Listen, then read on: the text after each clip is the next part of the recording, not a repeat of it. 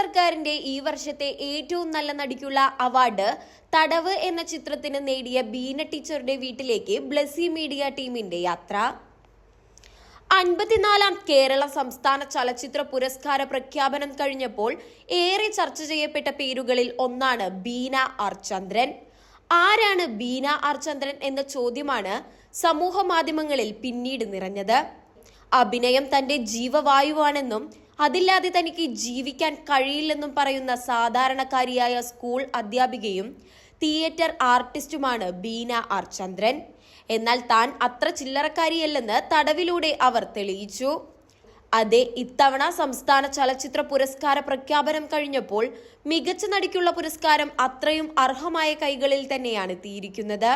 Beena R ചന്ദ്രൻ എന്ന മലയാളികൾക്ക് അധികം പരിചയമില്ലാതിരുന്ന മലയാള സിനിമ ഉപയോഗിക്കാതിരുന്ന അഭിനേത്രിയെ ലോകത്തിനു മുന്നിൽ പരിചയപ്പെടുത്തുക കൂടിയാണ് ഇത്തവണ പുരസ്കാരം ചെയ്തത്. ആരാണ് ബീന ആർ ചന്ദ്രൻ എന്ന ചോദ്യത്തിന് എണ്ണം പറഞ്ഞ അഭിനേതാക്കളിൽ ഒരാളാണ് അവരെന്നതാണ് ഉത്തരം. നാടിന്റെ അഭിമാനം വാനോളം ഉയർത്തിയ ബീന ടീച്ചറെ കാണാനും അനുമോദിക്കാനും ബ്ലസി മീഡിയ ഗ്രൂപ്പ് അംഗങ്ങൾ അവരുടെ വീട്ടിലേക്കെത്തി. ചടങ്ങിൽ ബ്ലസി മീഡിയയ്ക്ക് വേണ്ടി production controller Rafeeq M Guruvayur ടീച്ചറെ പൊന്നാടയണിയിച്ചാദരിച്ചു. ബ്ലസി എന്ന അപരനാമത്തിൽ അറിയപ്പെടുന്ന റഫീഖ് ഒരു സംവിധായകനും കൂടിയാണ്. മാത്രമല്ല, ബ്ലസി മീഡിയയിലൂടെ ഈ അടുത്ത് റിലീസ് ചെയ്ത അഡൽട്ട് ഷോർട്ട് മൂവി ഇദ്ദേഹത്തിന്റെ സംവിധാനമാണ്.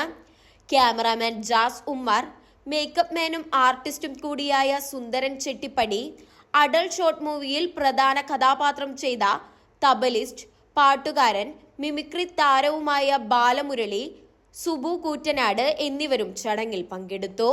മനോഹരമായ ആ വേദിയിൽ ബീന ടീച്ചറുടെ നിർബന്ധത്തിന് വഴങ്ങി ബാലമുരളി ഒരു പാട്ടും കൂടെ പാടി ചടങ്ങിന് കൂടുതൽ മധുരം പകർന്നു.